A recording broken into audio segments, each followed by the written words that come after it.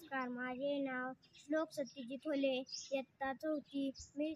माझ्या शाळेचे नाव जीपप्राप्त शाळा माळवाडी. मी वाचलेले पुस्तक पत्रावळी. ताई बरोबर सगळी मुले सहलीला गेली.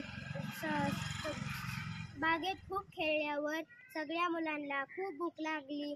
ताईने सगळ्या मुलांना जेवायला बसवले. ताईने भांड्याची पिशवी घरीच विसरली होती. मुलांनी झाडाची पाने तोडून आणली. काड्याच्या मदतीने पत्रावळी तयार केली.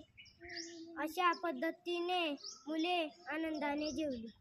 नमस्कार, माझे नाव निरंजन अजय होले, शाळा माळवाडी. मी वाचले पुस्तक खरे मित्र.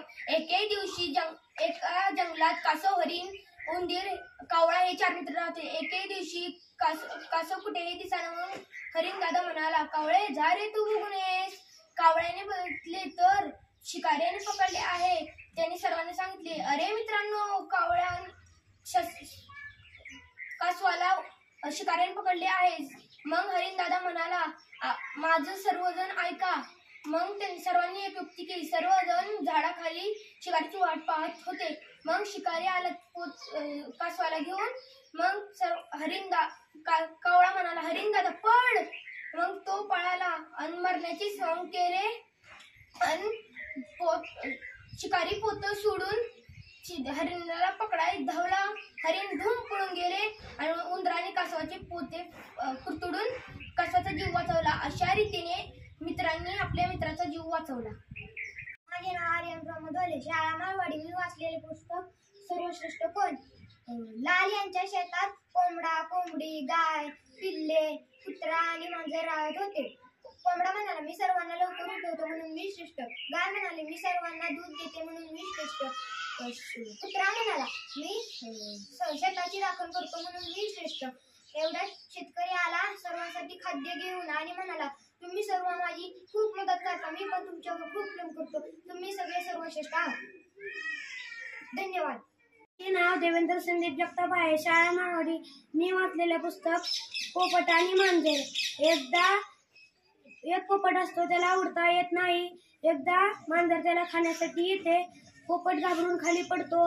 मग मांजर पण त्याला खाण्यासाठी खाली उडी मारते. मग तिथून तेवढ्यात एक उंदीर चालला होता.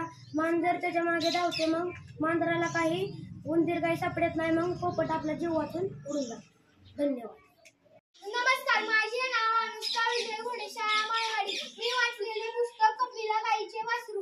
राणीच्या घरी कपिला गाईला सकाळी सकाळी एक सुंदर वासरू झाले होते. घरातल्या सगळ्या लोकांची धावपळ चालू होती. कपिला गाई वासराला चाटत होती. रमा आणि राणीने वासराचे नाव गुल्ली ठेवले. दोघींनी गुल्लीला गाईचे दूध पाजले. बाबांनी कपिला गाईचे दूध काढले. दूध पिवळे होते. नंतर रमा आणि राणीने गुल्लीला आंघोळ घातली व मऊ दोरीने गुल्लीला बांधून ठेवले. नमस्कार, माझे नाव श्रेया नवनाथ फुले, शाळा माळवाडी.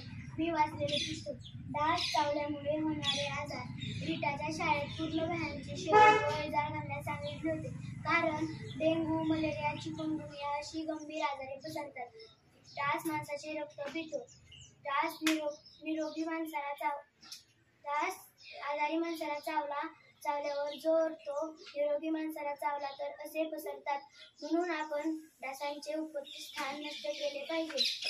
आठवड्यातून कोरडा दिवस पाळला पाहिजे. डॉक्टरांच्या सल्ल्याने औषधं घ्यावी.